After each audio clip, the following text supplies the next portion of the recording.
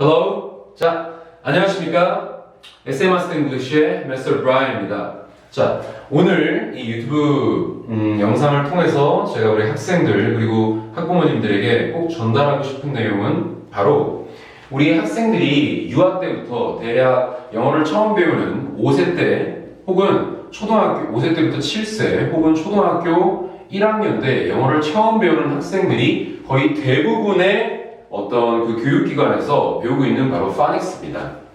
자, 이 파닉스라는 것이 되게 웃긴 게 하나 있죠. 저는 일단 오늘의 주제부터 좀 더 확실하게 말씀을 드리면 파닉스를 배우지 말아야 한다입니다. 오늘의 이 영상의 주제는 파닉스를 배우면 큰일 난다라고 들으셔도 돼요.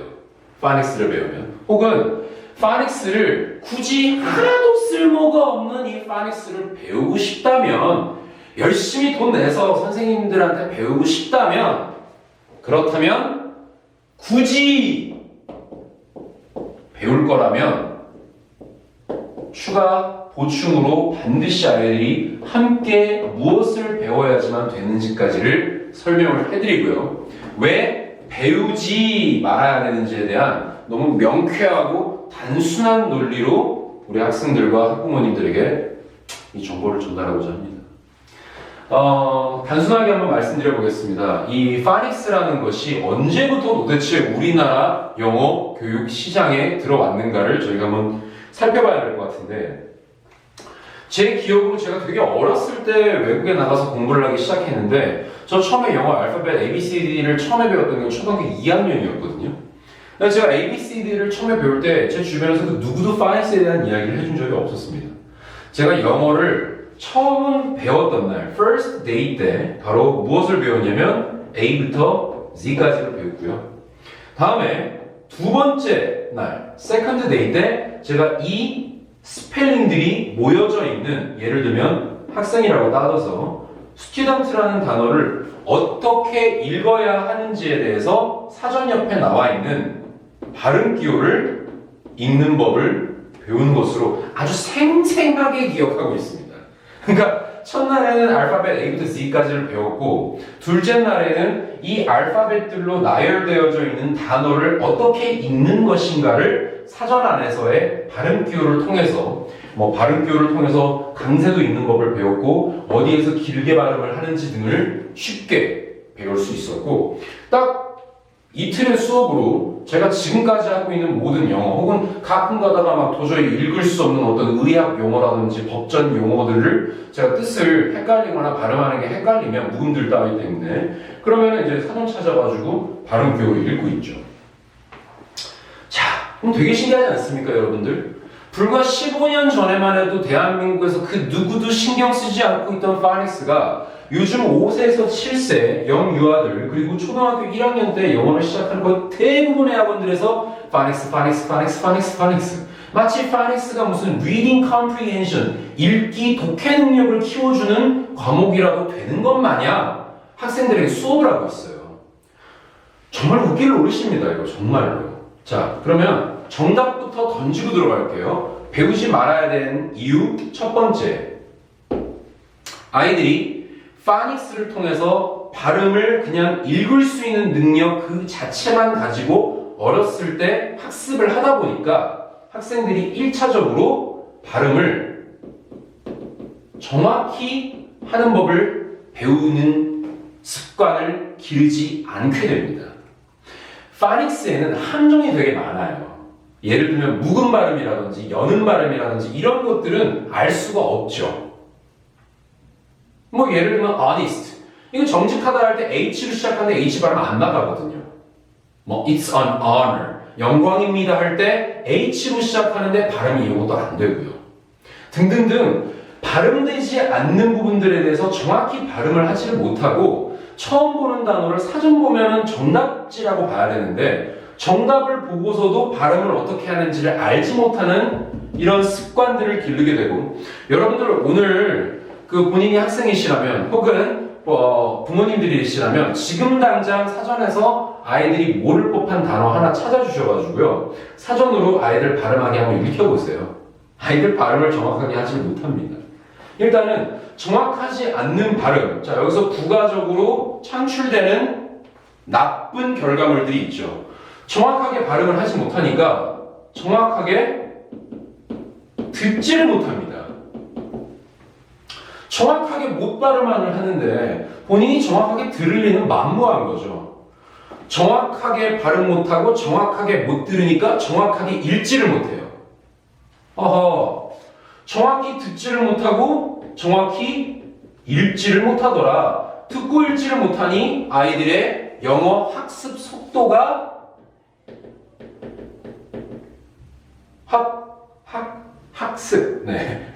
학습 속도가 떨어지게 되는 것이죠.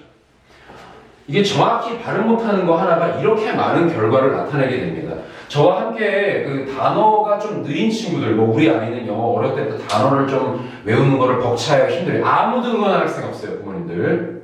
그리고 학생들도 잘 기억하세요. 암기 능력이 내가 본인이 떨어진다? 절대 그렇지 않아요. 요즘 친구들 중에서 머리가 나쁜 친구들 저 정말 만나보기 힘들어요. 그런 친구들은 정말 1년에 많이 만나면 한 2~3명밖에 못 만나는 것 같아요. 근데 솔직히 거의 만난 기억도 없습니다.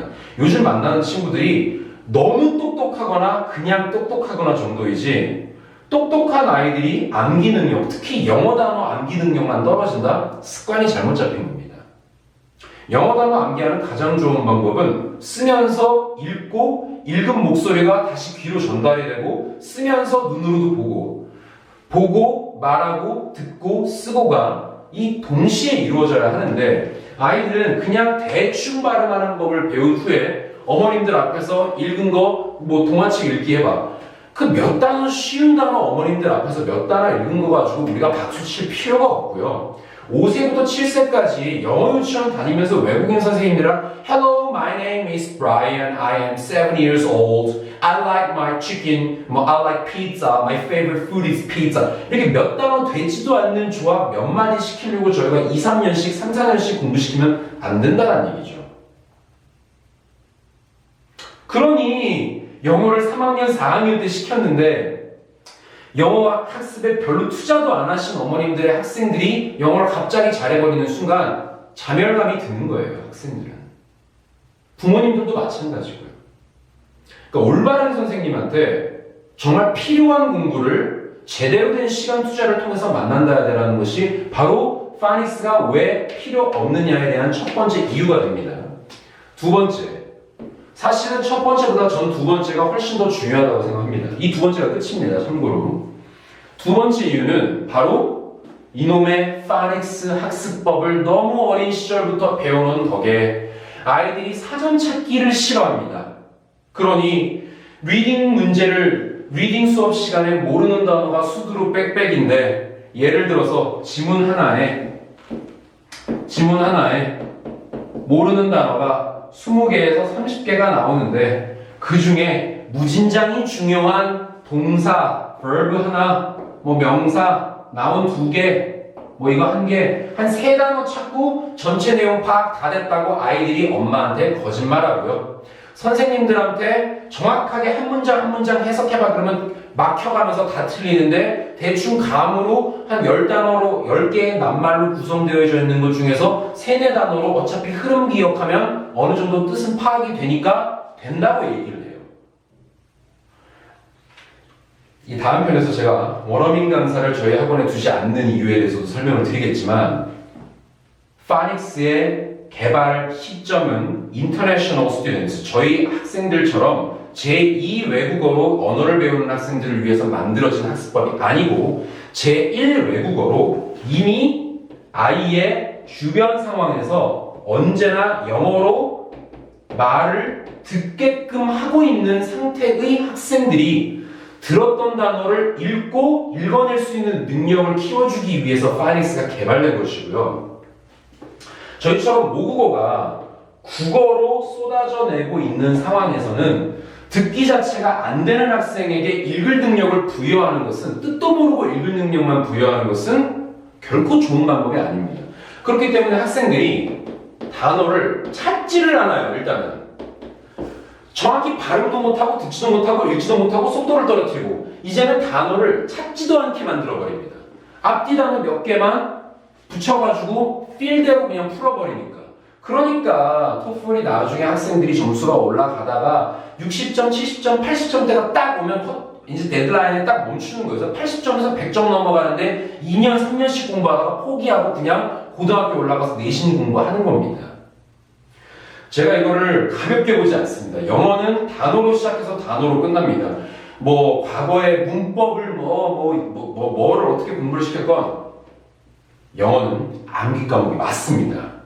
암기 과목이기 때문에 암기를 잘해야 되는데 암기를 시작하기도 전에 찾아보지도 않고 본인들이 단어 학원들에서 단어 시험을 치는데 모르는 단어 옆에 발음표 다 나와 있는데도 불구하고 발음을 못하고 이러니 단어를 찾지 않는데 단어 암기를 하겠습니까? 그리고 이렇게 단어를 잘 찾지 않게 만들어버리는 학습법, 이 습관이 아이들의 재능과 지능보다 훨씬 더 중요한데 습관이 무너져버리게끔 만드는 가장 큰 요소가 바로 파이닉스가 된다는 것이죠. 굳이 파이닉스를 배우지 않고서도 어머님들 영어 하셨던 거 잘 기억해 보세요. 저희가 파이닉스를 배워서 스튜던트를 읽었나요?